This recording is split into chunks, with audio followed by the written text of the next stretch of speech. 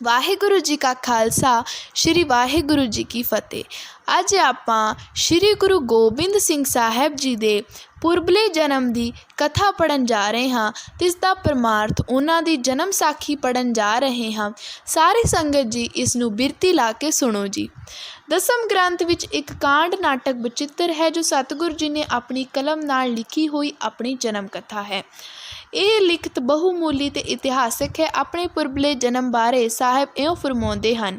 ਚੌਪਈ ਅਬ मैं अपनी कथा बखानो तब सादत जह बिद मुह आनो हेमकुंड पर्वत है जहाँ सप्त सिग्र सोबत है तहाँ सप्त सिग्र तह नाम कहावा पंड राज जह जोग कमावा तय हम आदिक तपस्या साधी महाकाल कालिका अराधी।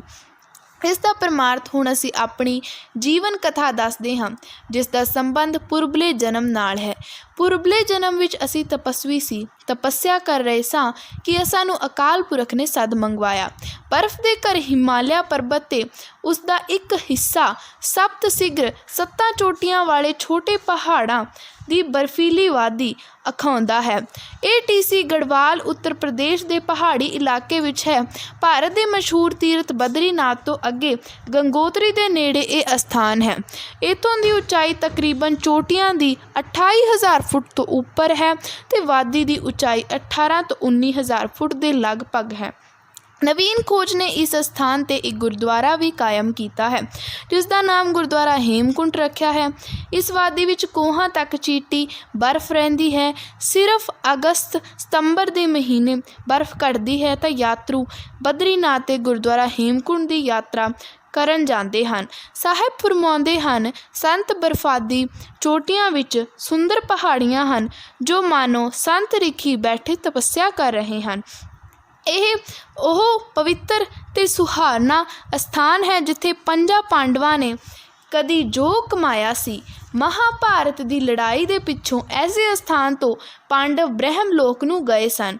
ਐਸੇ ਨਿਰ ਮਨੁੱਖ ਅਸਥਾਨ ਉੱਤੇ ਅਸਾਂ ਨੇ ਬਹੁਤ ਘੋਰ ਤਪੱਸਿਆ ਕੀਤੀ।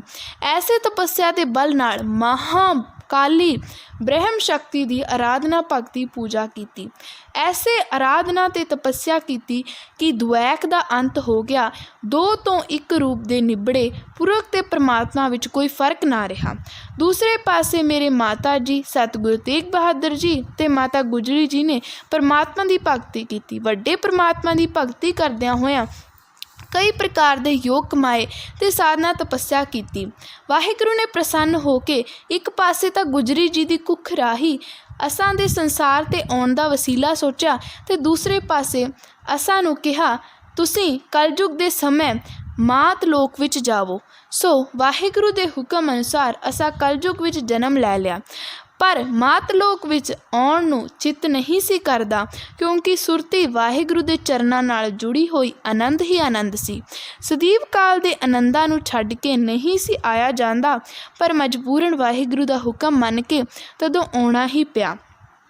ਮਾਲਕ ਅਕਾਲ ਪੁਰਖ ਨੇ ਅਸਾਂ ਨੂੰ ਸ੍ਰਿਸ਼ਟੀ ਰਚਨਾ ਦੇਵਤਿਆਂ ਦੇ ਬਣਾਉਣ ਜੀਵਾਂ ਵਿੱਚ ਜਾਨ ਪਾਉਣ ਦੀ ਲੰਮੀ ਕਥਾ ਸੁਣਾ ਕੇ ਆਖਿਆ ਤੇ ਕਹੇ ਕਰੋ ਹਮਾਰੀ ਪੂਜਾ ਹਮ ਬਿਨ ਅਵਰ ਨ ਠਾਕਰ ਦੂਜਾ। ਮਾਤ ਲੋਕ ਵਿੱਚ ਮੇਰੀ ਹੀ ਪੂਜਾ ਕਰਨੀ, ਮੇਰੇ ਤੋਂ ਬਿਨਾਂ ਹੋਰ ਦੂਸਰਾ ਮਾਲਕ ਜਗਤ ਦਾ ਕਰਤਾ ਕੋਈ ਨਹੀਂ। ਜਿਨ੍ਹਾਂ ਪੁਰਖਾਂ ਨੂੰ ਮੈਂ ਬਣਾਇਆ ਉਹਨਾਂ ਵਿੱਚੋਂ ਕਈ ਸਿਆਣੇ ਨਿਕਲੇ ਅਤੇ ਉਹਨਾਂ ਨੇ ਆਪਣੇ ਆਪਣੇ ਧਰਮ ਚਲਾ ਦਿੱਤੇ। ਮੈਨੂੰ ਭੁਲਾ ਹੀ ਦਿੱਤਾ। ਲੋਕਾਂ ਨੂੰ ਜਾਣ ਪੁੱਜ ਕੇ ਕੁਰਾਹੇ ਪਾਇਆ। ਐਸਾ ਅਕਾਲ ਪੁਰਖ ਨੇ ਸਤਿਗੁਰੂ ਗੋਬਿੰਦ ਸਿੰਘ ਜੀ ਨੂੰ ਕਿਹਾ। ਅਕਾਲ ਪੁਰਖ ਨੂੰ ਤਾਂ ਕੋਈ ਚੇਤੇ ਨਹੀਂ ਕਰਦਾ। ਵੈਰ ਵਿਰੋਧ, ਲੜਾਈਆਂ ਝਗੜੇ ਅਤੇ ਹੰਕਾਰ ਵਿੱਚ ਸਭ ਕੁਝ ਰੁੱਝੇ ਹਨ। ਜਿਵੇਂ ਤੋੜੀ ਉਬਲ ਕੇ ਆਪਣੇ ਕੰਢੇ ਸਾੜ ਲੈਂਦੀ ਹੈ, ਤਿਵੇਂ ਮਨੁੱਖ ਈਰਖਾ ਹੰਕਾਰ ਨਾਲ ਆਪਣੀ ਆਤਮਾ ਨੂੰ ਸਾੜ ਕੇ ਸੁਆਹ ਕਰ ਰਹੇ ਹਨ। ਵਾਹਿਗੁਰੂ ਦੇ ਦੱਸੇ ਰਸਤੇ ਕੋਈ ਨਹੀਂ ਚੱਲਦਾ, ਵਾਹਿਗੁਰੂ ਦਾ ਸਿਮਰਨ ਨਹੀਂ ਕਰਦਾ ਅਤੇ ਵਾਹਿਗੁਰੂ 'ਤੇ ਭਰੋਸਾ ਕੋਈ ਨਹੀਂ ਰੱਖਦਾ। ਬਹੁਤ ਮਾੜੀ ਦਸ਼ਾ ਹੋ ਗਈ ਹੈ। ਗੱਲ ਕਿ ਲੋਕ ਵਾਹਿਗੁਰੂ ਦੀ ਭਗਤੀ ਭੁੱਲ ਕੇ ਕੁਰਾਹੇ ਤੁਰ ਪਏ ਹਨ। ਜੇ ਕਿਸੇ ਨੇ ਰੱਤਕ ਵੀ ਸਿੱਧ ਪ੍ਰਾਪਤ ਕਰ ਗਈ ਸੀ ਤਾਂ ਉਹ ਵੱਡਾ ਸਿੱਧ ਬਣ ਕੇ ਅਤੇ ਆਪ ਹੀ ਰੱਬ ਬਣ ਬੈਠਾ ਸੀ। ਦੂਸਰਿਆਂ ਨਾਲ ਲੜਦਾ ਅਤੇ ਦੂਸਰਿਆਂ ਨੂੰ ਜਿੱਤਣ ਵਿੱਚ ਹੀ ਜੀਵਨ ਮੁਕਤੀ ਸਮਝਦਾ ਸੀ। ਮਨੁੱਖ ਨਾਲ ਮਨੁੱਖ ਘਿਰਨਾ ਕਰਨ ਲੱਗ ਪਿਆ।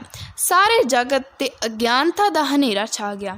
ਐਸੀ ਦਸ਼ਾ ਵਿੱਚ ਵਾਹਿਗੁਰੂ ਜੀ ਨੇ ਸ਼੍ਰੀ ਗੁਰੂ ਗੋਬਿੰਦ ਸਿੰਘ ਜੀ ਨੂੰ ਹੁਕਮ ਦਿੱਤਾ, ਮੈਂ ਆਪਣਾ ਸੂਤ ਤੋਹ ਨਿਵਾਜਾ, ਪੰਥ ਪ੍ਰਚਾਰ ਕਰਬਹਿ ਕਹੂ ਸਾਜਾ। ਜਹਾਂ ਤਹਾਂ ਤੇ ਧਰਮ ਚਲਾਏ, ਕਾਬੁਦ ਕਰਨ ਤੇ ਲੋਕ ਹਟਾਏ। ਵਾਹਿਗੁਰੂ ਨੇ ਕਿਹਾ, ਅਸੀਂ ਆਪਣੀ ਸ਼ਕਤੀ ਤੁਸਾਂ ਨੂੰ ਬਖਸ਼ਦੇ ਹਾਂ। ਤੁਸੀਂ ਇੱਕ ਨਵਾਂ ਜੀਵਨ ਰਾਹ ਚਲਾਓ, ਜਿਸ ਰਾਹੇ ਤੁਰਦਾ ਹੋਇਆ ਮਨੁੱਖ ਮਾੜੇ ਕਰਮ ਕਰਨ ਤੋਂ ਰੁਕ ਜਾਵੇ ਅਤੇ ਧਰਮ ਦਾ ਰਾਜ ਹੋਵੇ। ਤੇ ਥਾਂ ਥਾਂ ਧਰਮ ਪ੍ਰਚਾਰ ਕਰੋ, ਕਿਉਂਕਿ ਲੋਕ ਕੁਕਰਮ ਕਰਕੇ ਮਨੁੱਖ ਜੀਵਨ ਨੂੰ ਨਸ਼ਟ ਕਰ ਰਹੇ ਹਨ। ਉਹਨਾਂ ਨੂੰ ਗਿਆਨ ਹੀ ਨਹੀਂ ਕਿ ਉਹ ਕਿਉਂ ਮਾਤ ਲੋਕ ਵਿੱਚ ਭੇਜੇ ਗਏ ਹਨ। ਉਹਨਾਂ ਨੂੰ ਕੀ ਕਰਨਾ ਚਾਹੀਦਾ ਹੈ। ਪੰਡਤ ਆਪਣੇ ਜੀਵਨ ਮਿਸ਼ਨ ਨੂੰ ਭੁੱਲ ਗਿਆ ਹੈ। ਇਹ ਸਾਧਨਾ ਦਾ ਉਪਦੇਸ਼ ਯਾਦ ਨਹੀਂ ਰਿਹਾ। ਅਕਾਲ ਪੁਰਖ ਦੇ ਐਸੇ ਬਚਨਾਂ ਨੂੰ ਸੁਣ ਕੇ ਉਸ ਵੇਲੇ ਸ਼ਾਂਤ ਹਿਰਦੇ ਨਾਲ ਸਤਿਗੁਰੂ ਜੀ ਨੇ ਉੱਤਰ ਦਿੱਤਾ।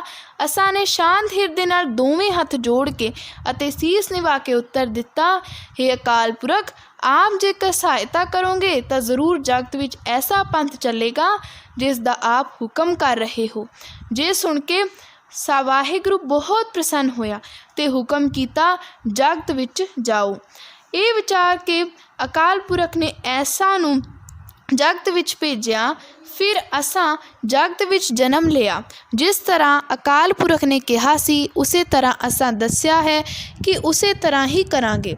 ਸਾਡਾ ਕਿਸੇ ਨਾਲ ਕੋਈ ਵੈਰ ਵਿਰੋਧ ਨਹੀਂ।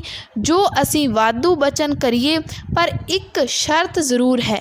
ਸਾਰੇ ਸਿੱਖ ਮਾਈ ਭਾਈ ਸੁਣ ਲਵੋ, ਉਹ ਇਹ ਹੈ ਕਿ ਜਿਹੜਾ ਅਸਾਂ ਨੂੰ ਪਰਮੇਸ਼ਵਰ ਅਕਾਲ ਪੁਰਖ ਸਮਝੇਗਾ, ਉਹ ਜ਼ਰੂਰ ਨਰਕ ਕੁੰਡ ਵਿੱਚ ਜਾਵੇਗਾ, ਕਿਉਂਕਿ ਅਸੀਂ ਤਾਂ ਉਸ ਅਕਾਲ ਪੁਰਖ ਦੇ ਦਾਸ ਸੇਵਕ ਹਾਂ ਕਿ ਉਹ ਜਗਤ ਦਾ ਕਰਤਾ ਹਰਤਾ ਅਸਾਂ ਨੂੰ ਜਨਮ ਦੇਣ ਵਾਲਾ ਹੈ।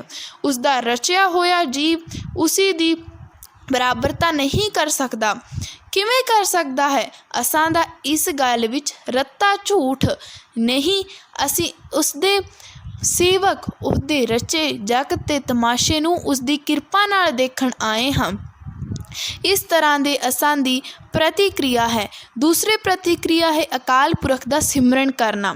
ਸਤਿਗੁਰੂ ਜੀ ਨੇ ਫਰਮਾਇਆ ਕਿ ਜਗਤ ਵਿੱਚ ਆਉਣ ਦਾ ਤੀਸਰਾ ਨਿਸ਼ਾਨਾ ਹੈ ਕਿ ਭਾਰਤ ਵਿੱਚ ਜੋ ਮੁਗਲ ਹਕੂਮਤ ਹਿੰਦੂ ਭਰਮਿਆਂ ਨੂੰ ਦੁੱਖ ਦੇ ਰਹੀ ਹੈ ਅਤੇ ਉਹਦੇ ਕਰਮਚਾਰੀ ਲੋਕਾਂ ਨੂੰ ਦੁਖੀ ਕਰ ਰਹੇ ਹਨ, ਉਹਨਾਂ ਨੂੰ ਸੋਧਣਾ, ਉਹਨਾਂ ਨੂੰ ਸਿੱਧੇ ਰਾਹ ਪਾਉਣਾ। ਉਹ ਤਦ ਹੀ ਸਿੱਧੇ ਰਾਹ ਪੈ ਸਕਦੇ ਹਨ ਜੇਕਰ ਸ਼ਕਤੀ ਨੂੰ ਸੁਰਜੀਤ ਕੀਤਾ ਜਾਵੇ। ਲੋਹੇ ਨੂੰ ਲੋਹਾ ਕੱਟ ਸਕਦਾ ਹੈ, ਦੁਸ਼ਟਾਂ ਨੂੰ ਸੋਧਣ ਵਾਸਤੇ ਸ਼ਕਤੀ ਸੁਰਜੀਤ ਕੀਤੀ ਜਾਵੇਗੀ। ਇਸ ਤਰ੍ਹਾਂ ਸਤਿਗੁਰੂ ਜੀ ਨੇ ਆਪ ਸੁਣ ਕੇ ਆਪਣੇ ਪੁਰਬਲੇ ਜਨਮ ਦੇ ਜਗਤ ਵਿੱਚ ਆਉਣ ਦੇ ਨਿਸ਼ਾਨੇ ਦੀ ਸਾਰੀ ਕਥਾ ਆਪ ਸਿੱਖ ਸੇਵਕਾਂ ਨੂੰ ਸੁਣਾਈ। ਜਗਤ ਵਿੱਚ ਕੋਈ ਐਸਾ ਅਵਤਾਰ ਜਾਂ ਪੈਗੰਬਰ ਨਹੀਂ ਹੋਇਆ ਜੋ ਮਨੁੱਖਤਾ ਦੀ ਭਲਾਈ ਵਾਸਤੇ ਇੰਨਾ ਉੱਚਾ ਜੀਵਨ ਨਿਸ਼ਾਨਾ ਲੈ ਕੇ ਜਗਤ ਵਿੱਚ ਆਇਆ ਹੋਵੇ। ਹਰ ਇੱਕ ਨੇ ਜਗਤ ਵਿੱਚ ਆ ਕੇ ਆਪਣੀ ਪੂਜਾ ਕਰਵਾਈ ਅਤੇ ਆਪ ਨੂੰ ਭਗਵਾਨ ਦਾ ਰੂਪ ਅਖਾਇਆ ਅਤੇ ਮਜ਼ਹਬੀ ਤੁਅਸਮ ਦਾ ਰੰਗ ਚੜ੍ਹਾਇਆ। ਧਰਮ ਅਤੇ ਮਨੁੱਖਤਾ ਵਾਸਤੇ ਸਾਂਝਾ ਕੋਈ ਕਦਮ ਨਾ ਚੁੱਕਿਆ। ਧੰਨ ਹਨ ਮੇਰੇ ਕਲਗੀਧਰ ਪਿਤਾ ਜੀ, ਜਿਨ੍ਹਾਂ ਨੇ ਤਨ ਮਨ ਧਨ ਅਤੇ ਪਰਿਵਾਰ ਸਭ ਕੁਝ ਲੋਕ ਭਲਾਈ ਵਾਸਤੇ ਕੁਰਬਾਨ ਕਰ ਦਿੱਤਾ। ਹਿੰਦੂ ਅਤੇ ਮੁਸਲਮਾਨ ਵੀ ਉਹਨਾਂ ਦੇ ਸੇਵਕ ਬਣੇ। ਆਪ ਨੇ ਸੱਚ ਦਾ ਪ੍ਰਕਾਸ਼ ਕੀਤਾ। ਵਾਹਿਗੁਰੂ ਜੀ ਕਾ ਖਾਲਸਾ, ਵਾਹਿਗੁਰੂ ਜੀ ਕੀ ਫਤਿਹ। ਅਗਲੇ ਪਾਰਟ ਵਿੱਚ ਅਸੀਂ ਗੁਰੂ ਜੀ ਦੇ ਅਵਤਾਰ